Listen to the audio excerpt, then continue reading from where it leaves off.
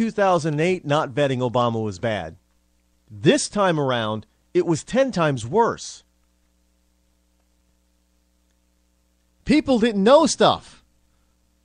They didn't understand stuff that it was Obama. I mean, hell, it gets to the point where 1 in 4 still believe that it's Bush's fault for this economy, not Obama's. That's amazing. And we get this polarization. The first thing is, the media. The second thing is this polarization. What do we have in this polarization? We've got Democrats telling everybody, well, this is about race. It's not about race, but they made sure as hell that it was about race. We had, blacks pretty much in the same amount of, percentage-wise voted for Obama. That was expected. Latinos voted for overwhelmingly. 70% Latino vote went to Obama. And surprisingly, the Asian vote. Now, I'm still trying to figure that one out because, one, Asians do not tend to take government assistance in this country. And two, Asians, they come here to escape their bad nations. And I'm not talking about Japan and Korea. We're talking about places like China, Vietnam, not so much anymore. But other Asian nations, especially China, they're not particularly happy with their governments that they left behind. And Obama doesn't seem to be taking them seriously. Yet they still voted for him because they made it about being anti-white. Now, don't get me wrong on this. Don't doubt me. This was not a referendum about Obama. This was an anti-white campaign by the Democratic machine. They were playing the race card from day one. And it is Democrats that keeps playing race and making it an issue. For a number of reasons, but that was number two. And I think the Republicans got stung by the overwhelming Latino, I don't know why they were surprised, but overwhelming Latino and Asian vote for Obama. They were stunned by that. And the third is I've made this third mistake. So did the Republican Party. So did Mitt Romney. The third mistake that needs to change is that we were all about truth and logic. Well, my friends, Democrats are not about truth and logic. Because if the truth were told and people paid attention to the truth, logically, they would not vote for them. It was all about emotion. 2008 should have taught us that. Hope and change. There is no truth or logic or facts behind hope and change. It was all about a feeling. 2012, we got the same thing. What are people saying? Oh, he did such a wonderful job after Hurricane Sandy. What wonderful job. People are hurting big time down there. And now that we're starting to name, it appears to be we're naming winter storms and nor'easters. This is the first one, Athena, is coming up the coast and going to put a whooping on New York and New Jersey again. He hasn't done squat. He came in there, made a good big appearance with Governor Christie of New Jersey, hugged, kissed and hugged and made love and all that kind of stuff, and then boom, he was gone again. And Bloomberg didn't help. Well, don't come in here, Mr. President. But you know what? I'm going to endorse you, Mr. President, because you're the only one that's doing anything about climate change, when Sandy had nothing to do with climate change because it was not a powerful storm in the sense of not being normal.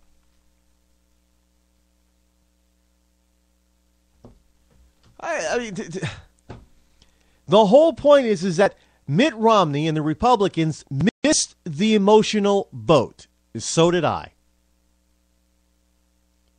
Most of us conservatives Missed it. But I'm gonna tell you something.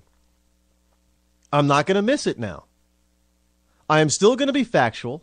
I'm still going to be logical, but I'm going to add the emotional component, and it needs to be, shrunk into bite-size bits. Because let's face it, Obama had a good part of the younger crowd still voting for him.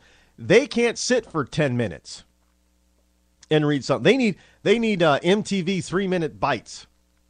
Well, we need to get them emotionally on these 3-minute bites, fill them with facts, and then in the end, spit out some logic, all in 3 minutes or less. This is what we got to do. We don't have to change our principles and beliefs. Some people are thinking, well, you got to change your principles. No. We don't have to change our principles and beliefs. All we have to do is change our tactics. Our tactics are old and tired. They're old and tired. And look, folks, I told you from day one I didn't like Romney. Not as a conservative vote. But frankly, he was the nominee. And he was 100 times better than Obama. And we needed to get behind him. But he's of the old school. He's of the old school. So was I. We weren't paying enough attention to the new school. It's all about emotion. It's all about being cool. Listen, as great as Romney might have been as a person, as a husband and a father, he's not cool. He's a 60-year-old tired guy. I mean, he's not physically tired or mentally tired, probably. He doesn't look tired. But who he is and how he presents himself is tired. He's not cool. He's not hip. Well, our nation wants cool and hip. We've had cool and hip in Obama for the past 4 years. We can't go back to stodgy and old and tired. That's what we try. We tried to put up cool and hip and current and international with tired, staid, and stodgy. And it didn't work.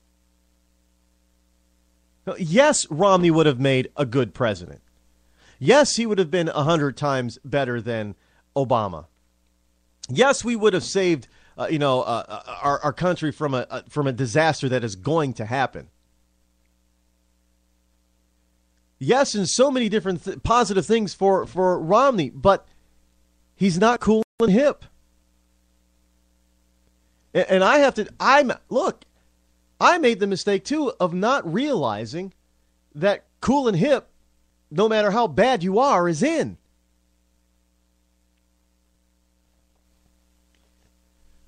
Those are the three things that we missed out.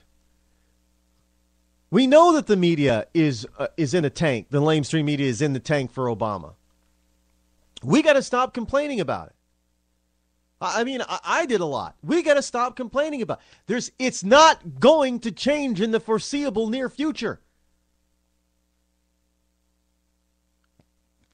We can complain all we want to, but we better start embracing different methods that will bypass the lamestream media to get our message out to the people in cool, hip, bite-sized ways. Plain and simple. And those two components alone will go a long way. Now, the third component is we can't allow. I'm sorry, but we do. We allow the race card to be used as a 50-pound sledgehammer over our heads. Why are we defending ourselves constantly? I mean, look at all the blacks and Latinos that are conservatives within the conservative party. Look at all that Republicans have done since the 1960s to advance colored people, if you will, in this nation. Yet we always stay on the defense and get bludgeoned with a 50-pound sledgehammer on race issues. Every single election. And we complain, well, no, we got Condoleezza Rice, we got this person and that person. We got to stop playing defense. We got to start going back and saying, look, we're not racist. They're playing the race card because they're the racist ones, and here's why. We got to go on the offense with this stuff. We never do because we're just too conservatives are just too nice. Well, bullshit on the being too nice. Being too nice now is leading to the destruction of our nation as we know it. I'm not going to sugarcoat it. That's plain and simple, folks. Being nice to a bunch of lying, backstabbing bastards on the Democratic side is destroying our nation. There is no other way to put it. I mean, we've got to get out there in front of all of this. We can't stay behind the curtain, if you will, and let the Democrats fling the curtain open and bring down these 50-pound sledgehammers on our heads while we're trying to, dodge them with our little flailing shields. We don't need to do that. We shouldn't be doing that. But this is exactly what and I did it too. This is exactly what we did this time around. I mean, there is no getting along. I mean, well, we got to cross the aisle. I'm sorry, folks, but I need to swear. Bullshit on crossing the aisle. Because it's always a Republican crossing the aisle, a conservative crossing the aisle to meet a Democrat on their terms. When every time we see, the vast majority of times we see different types of ballot measures are going conservative ways. This is a conservative-leaning country, by and large. We can see it in the ballot initiatives all across. Most of the conservative type of ballot initiatives passed. We're conservative. But we're hiding behind this old, stodgy, stale, stuck, grandpa type of stuff that nobody can identify with anymore. And here comes the cool international rock superstar Barack Hussein Obama.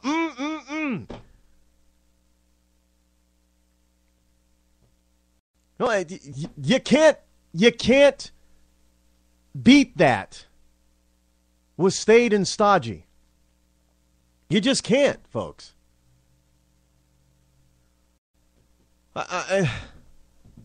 There's the issue is that we've got to learn how to do things differently. We can't do, who's a good, I'm not a big fan. I am not a huge fan of Apple. I'm sorry, I'm not. I know a lot of people are. I'm not. I'm not a big fan of Steve Jobs. Now, frankly, now that Steve Jobs is gone, there are a lot of people that say that they didn't actually like Jobs. He was a rather nasty guy to work for. But Jobs did something.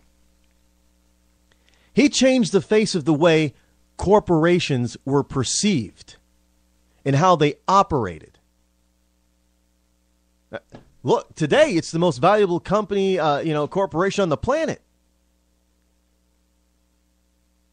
And it isn't that their stuff is all. In fact, you talk to some people, and the iPhones there are Android phones out there that are better than iPhones. But it's the perception that becomes reality, folks. I hate to say it, perception is reality. And if we let the liberal media and we let the liberal Democrats form the perception of the Republicans and conservatives, they're going to trounce us every time. Let me tell you something about 2010. What happened in 2010 was the Tea Party was able to temporarily change the perception.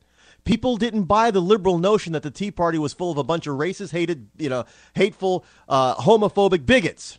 They didn't buy it. And there was a humongous transfer of power in 2010. But now we had Romney, and they were able from the beginning to make people put this perception out that Romney was this old, overly rich, stodgy, stale, grandfather white guy that didn't get it. And, now we're sitting here and thinking, scratching your head, looking at all the polls, looking at all the so-called election rules,